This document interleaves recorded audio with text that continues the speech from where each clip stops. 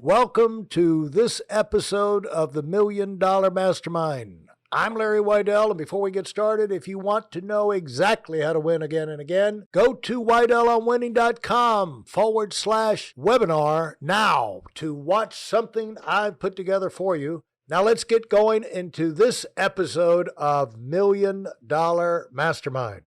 I'm here talking with Robby Clark. Hello, Robby. How you doing, Larry? Yeah, and Robby's in LA. We're talking about winning. And Robby said the last time we talked, I try to pretend in business that I'm terrible at everything.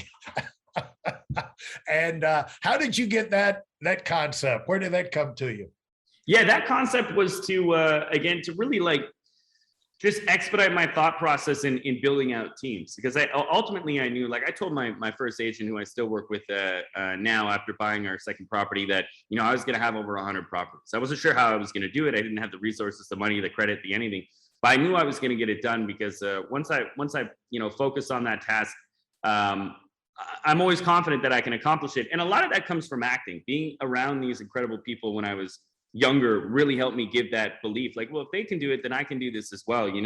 Familiarity breeds contempt, but it can also breed confidence as well too, if your mindset is in the right position. So for me, I grew appreciation and confidence from what I was around, and applied that to anything I did in life. And business was the next big feat that I wanted to climb, and that's the headset that I got into, because I understood, as you get more and more staff, I tell myself that, if you're doing all the positions, you're taking opportunities away from someone else. And if you really want the time to learn and focus on other big things, then that's my position as an owner. I know that's not really a small business mentality, and not everybody can do that, but that was always my approach. If I want to provide the most value, then I got to create opportunity for everyone, and I shouldn't be responsible for making all the day-to-day decisions. And for my team and everyone, I got to focus on learning and bringing good ideas, and maybe some work, maybe some don't, but that's how you provide the most value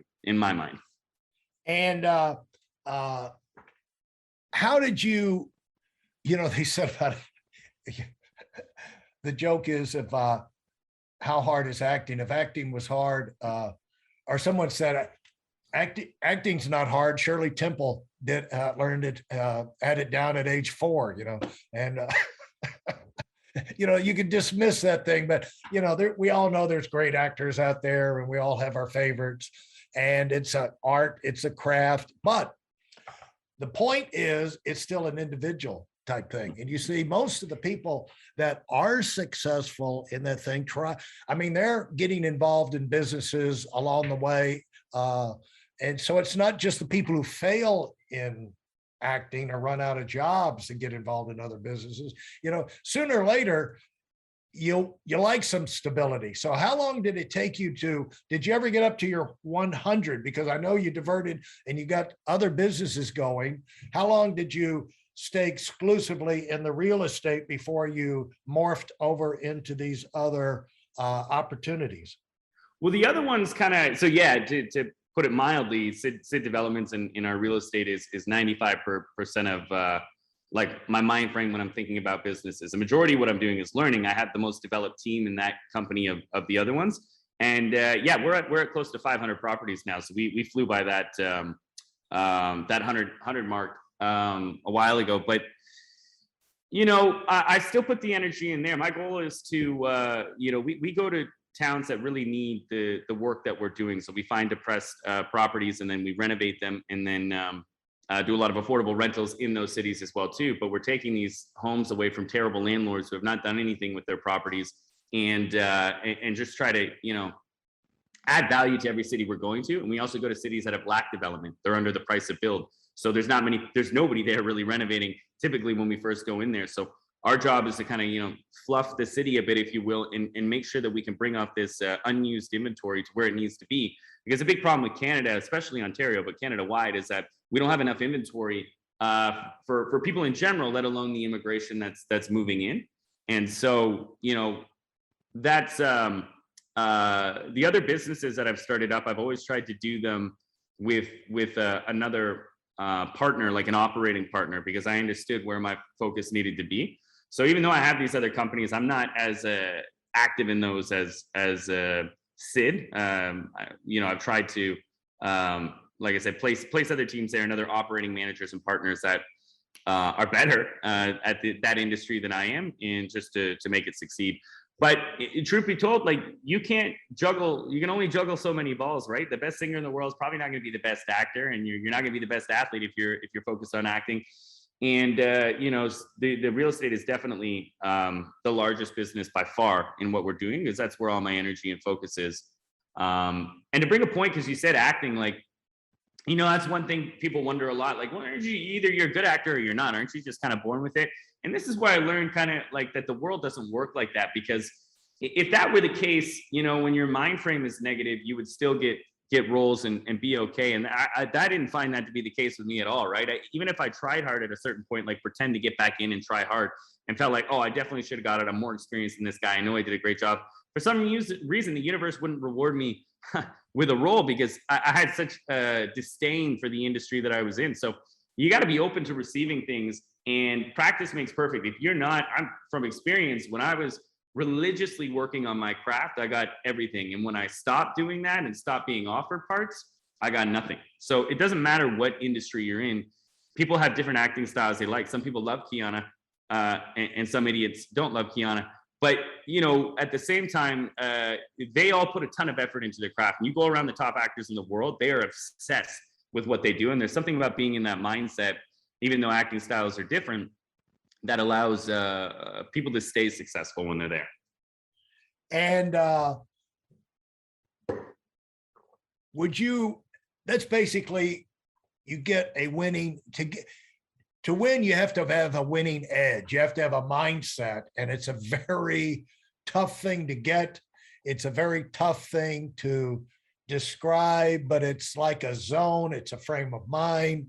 And I've always heard, if you work forever to get yourself in that thing, and when you're there, you want to lock in and keep the blinders on, because if you lose it, it's really tough to get it back again. And you experienced that first in the acting world. Hey, listen, there's a lot of information online, but there aren't a lot of people who've actually done something. In my case, I've actually built a successful business that's accrued over $5 billion in assets under management, and has done well even during trying times.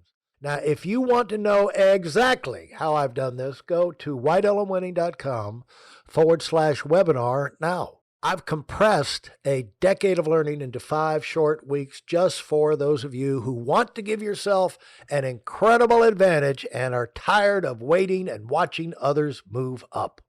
Yeah, 100%. And that's why you have to, I know they say it's cliche, you got to love what you do, but I love to learn, right? Like my things I'm trying to do next year, like, I would love to, there's a few people I'd love to meet, some I have, but Elon Musk is on my list for one of the guys I would love to meet and have a conversation with. Joe Rogan, I would love to be on there. I actually used to grapple with him in LA when I used to live here. So there's certain people, my quest for business is really about knowledge more than anything. It's not about the money and things like that, which makes it easier to make financial decisions, I think. Because I've had it, I've lost it. I'm convinced if it was all taken away again, which I did a few years ago, I got into a really, bad lawsuit, unfortunately, with someone I was taking care of, in my mind, and someone real close, and they really screwed me. I put a bunch of assets under their name, and I lost everything. Not only everything, but I was in a way worse position than I was at 21, because I had debt on top of that I couldn't pay. So I had to climb out from the bottom again with a 400 credit score, all my funds tied up in properties that I put under somebody else's name with, very loose contracts, because I just thought I could trust them.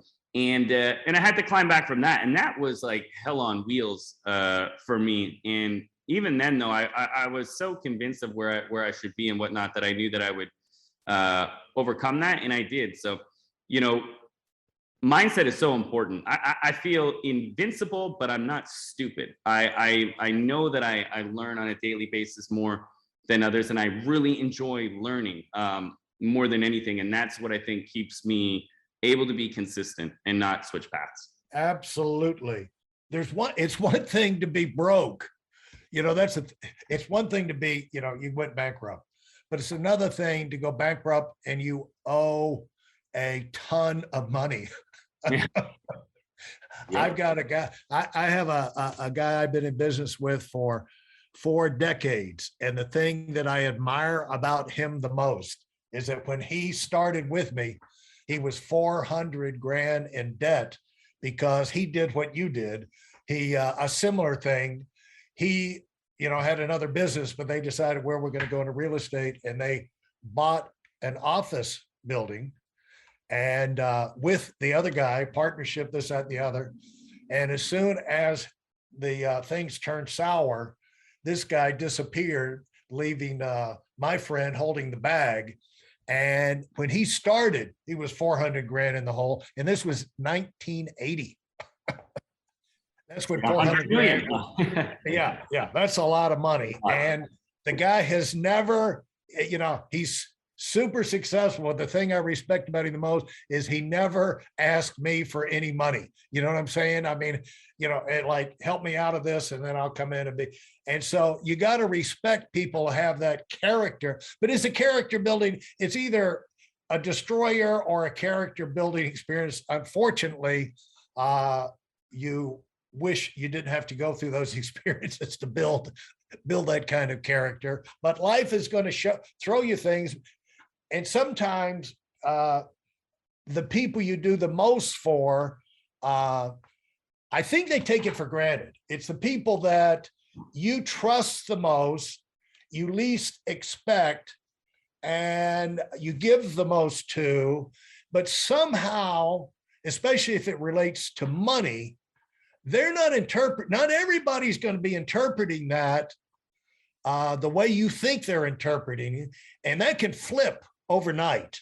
And so when it comes to, one of the things you learn is it's easier to have things in contracts, written down, do things by the book, and not create the opportunity. Because I was embezzled by well over $1 million by my personal assistant, and I'm not alone in that. And it's just about everybody goes through that, and or accountant and whatever. But the thing is that it's the people you don't suspect. So the tax attorney told me, he said, it's always the little silver-haired grandmother at the bank that makes cookies for everybody that they find out was embezzling all the money. Yeah, the true sociopaths. Yeah, and that's the second thing. Another thing with the fine, like when I went bankrupt the first time, it was lack of financial education. I really shouldn't have, because the biggest bill I owed was excess contributions to my RRSPs when I was a minor. That happened from the union. And so I'd already spent those by that point. So I just didn't have the education around me or the right guidance around me to go, hey, you didn't actually owe that. So I actually filed for no reason because I wasn't liable. The second time was a much bigger situation. I didn't file for bankruptcy. I refused to. Every single, the lenders that were owed on the properties all got their capital. Even the creditors, like I had a bill on me for Amex that I couldn't pay, right? Because I had, all my funds were tied up and now they were gone. I cleared that as well too. So I had to grind out back from the bottom with like I said, no credit, but that's just what you got to do. And I was even more determined at that time that I was going to make this work. And like you said, the universe, the world will throw you problems, and your ability to problem solve them is what determines your success. The larger problems you have, the more successful you're going to be. And I was on this path anyways, but that certainly expedited some of my beliefs and thought patterns on how to grow a business. And it expedited my motivation.